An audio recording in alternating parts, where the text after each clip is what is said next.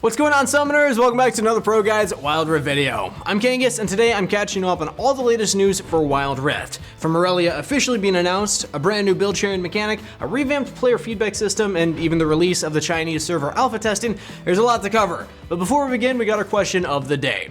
I want to know how your overall ranked experiences have been so far. It's been a while since the season started, and I'm sure lots of you have put more than a handful of hours into your games, and personally my neck is starting to kind of kill me. But at least I haven't run into too much toxicity lately. But let me know yours in the comments down below, and let's get into the news. So a couple of days ago, Riot teased an image of Irelia's blade, creating a wave of speculation that the Blade Dancer would be the next champion release in Wild Rift. In Riot's most recent video promoting new content, Alan Moore officially confirmed our speculations, additionally stating that the developers are doing their best to actually keep her true kit to League of Legends PC. So for those that aren't familiar with Irelia, she's a bruiser damage carry who excels at snowballing a lead thanks to her first ability, Blade Surge. This ability dashes Irelia forward, refreshing its cooldown when hitting a marked target, or if she kills the target with it. The majority of her kit revolves around this skill, since both her ultimate Vanguard's Edge and her third ability, Flawless Duet, mark enemies when hit. Flawless Duet throws out two blades, stunning those in between them. And her ultimate Vanguard's Edge flings a massive number of blades, exploding upon impact with an enemy champion. So make sure that you hit these abilities to maximize Irelia's dashes and damage. Her second ability, Defiant Dance, reduces damage, and her passive, Ionian Fervor, increases her attack speed for each ability hit. These combine wonderfully together, highly incentivizing aggressive play with the champion. In the footage shown of Irelia, the Blade Master can be seen dashing around the map, throwing out her stun and area of effect ultimate to slice apart her enemies. As of now, her animations look incredibly crisp, mirroring League PC's version very accurately. There's no set release date on Irelia yet, but we do know that she'll be releasing sometime in patch 2.3. And the next piece of news is the brand new build sharing option. This will allow players to share and view champion guides in-game, which is actually huge and helps both the casual and tryhard players view what itemization options are best. But until this comes out, the best tool would probably be our very own videos on the overpowered item builds. In this video, we go over the best builds that you need to abuse, so check it out if you haven't already.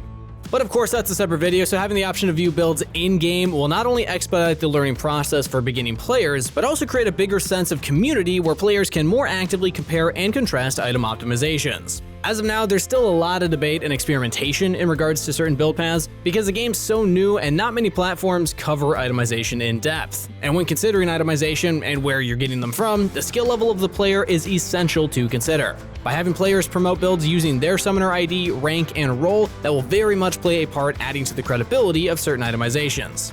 Now again, with this, there's no set release for the feature, but definitely expect it within the near future. We also don't know whether or not players will be able to add text to their guides, or whether the guides will simply reflect their preset builds. Once this feature is implemented though, as a community, we'll definitely have a better outlet to analyze in order to discuss and analyze build options, rather than just having to rely on random Google or YouTube searches. In addition, this feature should also help Riot acquire data on itemization and runes as well, potentially allowing them to better understand the game and give us some better balance updates. Please give us better balance updates.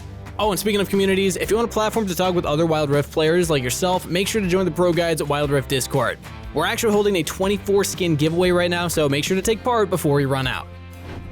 Also coming up in Draft Pick, Riot will soon be implementing something called a draft order swap. This allows players to swap with another player on their team, changing up the role selection order. The system varies from the system in place right now.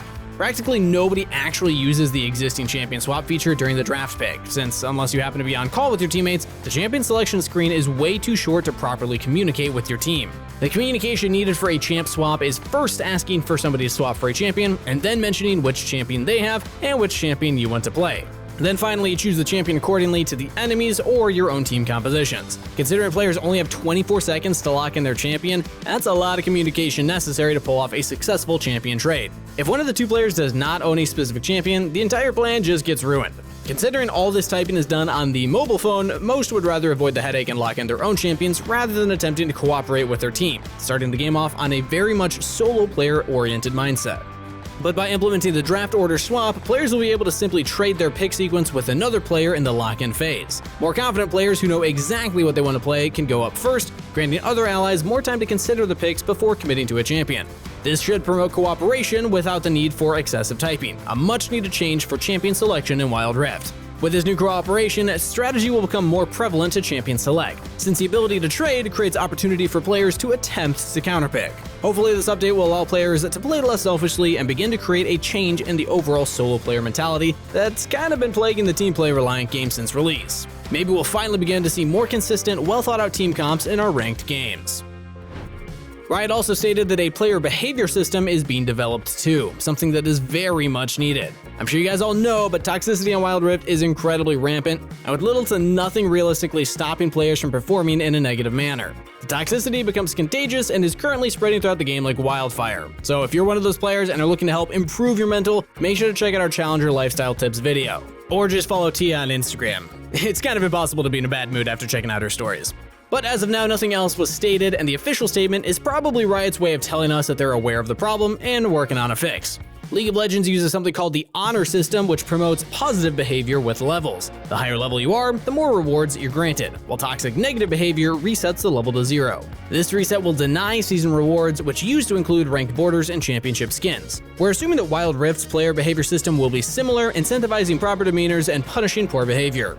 It's honestly good to see that Riot is aware and attempting to work on the issue rather than just blaming the toxicity on the community. After all, if it was just a couple of players, it'd be a lot easier to deem those players responsible. But the amount of pervasive negativity plaguing the Rift has reached an undeniable level and without a doubt has some correlation to the game development. These changes altogether should definitely help create a less toxic environment, and we appreciate the Riot's taking quick steps to handle the issue. So for those looking to share their issues to Riot, they also announced that a player feedback system is being properly attached in the near future.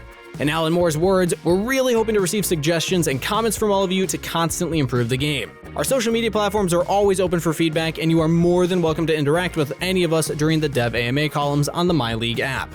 Also, thank you everyone. So in essence, we're finally being given a proper outlet to complain about the issues, meaning hopefully we'll see more active changes from Riot. Mentioned very briefly in the video was actually a statement on other game modes. Though only ARAM footage was shown, Alan stated, "We're also working on other gameplay modes." Notice that he said modes as a plural. As mentioned in the Future of Wild Rift video, the game very much has the potential to add in different kinds of game modes. Maybe we'll get some player versus AI game modes, like the Star Guardian mode Invasion, where players take on multiple waves of enemies with their team attempting to beat the final boss. Different game mode variety would be very much welcome to the Wild Rift, granting more styles of play that perhaps provide a more relaxing gameplay experience. But since no official mode was teased, don't expect a new game mode within the next patch or two. All this information was shared on a video promoting the release of the alpha testing for the Chinese servers, but we can safely assume that these features will not be Chinese server exclusive. The alpha test will be available only on Android devices starting on May 20th for those who pre-registered. There are also specific alpha test qualifications that must be met, and the testing is overall small in scale. During the testing phase, many of the champions will be instantly ready for play, with the typical Wild Rift Academy events and tutorials added in to help the Chinese player base catch up to speed.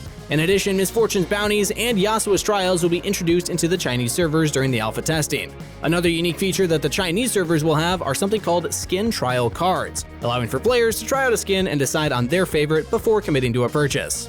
Riot stated that they will be looking to expand the trials during beta testing as soon as possible, allowing for more and more players to access the game. The alpha testing is simply to get down some technical aspects before making it more readily available in China. So expect Chinese servers to be up in the very near future, meaning less VPN users as a whole. And last but not least, we have the console release for Wild Rift. Though no information was recently released, Tencent officials have confirmed the game is coming to the PlayStation, Xbox, and Nintendo Switch in the future. We're not exactly sure when to expect it, but I'm personally super psyched for it to come out specifically on the Switch. My hands are kind of killing me from playing using the touchscreen alone, and my neck has never been in this much pain from just always looking down at my phone.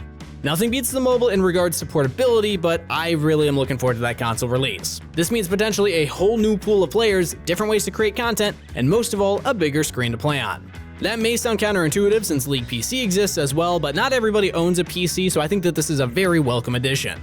Also, I love playing Wild Rift, but it's definitely not the best for my old Pixel 1st gen. I swear my phone gets so warm I can use it as a pocket heater, and the game drains my battery really fast, so I gotta keep it charged in all the time.